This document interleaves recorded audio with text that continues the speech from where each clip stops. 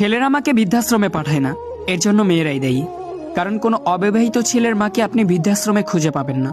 বিয়ের পর বউ এসেই বৃদ্ধাশ্রম ঠিক করে। সব জায়গায় দেখি মেয়েরাই মেয়েদের চরম হিংসা করে। কখনো দেখবেন না কোনো ছেলের হিংসায় মেয়েরা অতিষ্ঠ। সব জায়গায় ছেলেরা মেয়েদের সাহায্য করে, সহযোগিতা করে, আর মেয়েরা মেয়েদের সাথে চরম হিংসাত্মক আচরণ করে।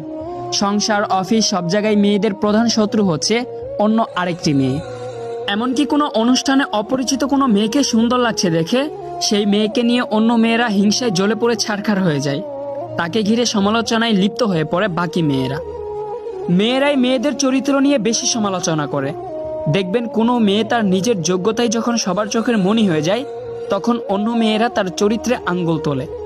যেমন এক অফিসে এক সুন্দরী মেয়ের প্রমোশন না হয়ে যোগ্যতা আর কাজের বিনিময়ে এক অন্য আরেকটি অসুন্দর মেয়ের প্রমোশন হয়। কারণ সে তার রূপে নয়, কাজে মনোযোগী ছিল। একটু বেশি সময় নিয়ে কাজ শেষ করেই তবেই বাড়িতে ফিরত, যার কারণে সে দ্রুত প্রমোশনের মুখ দেখে।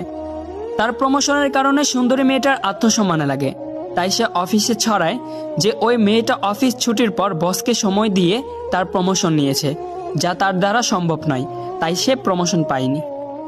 এমন ঘটনা প্রতিটা সংসারেও দেখবেন। মেয়েরা সংসারের ননদ, শাশুড়ি, যা এমন কারো দ্বারাই অত্যাচারিত হচ্ছে। প্রতিটি সংসার ভাঙার পেছনে অন্য আরেকটি মেয়ের অবদান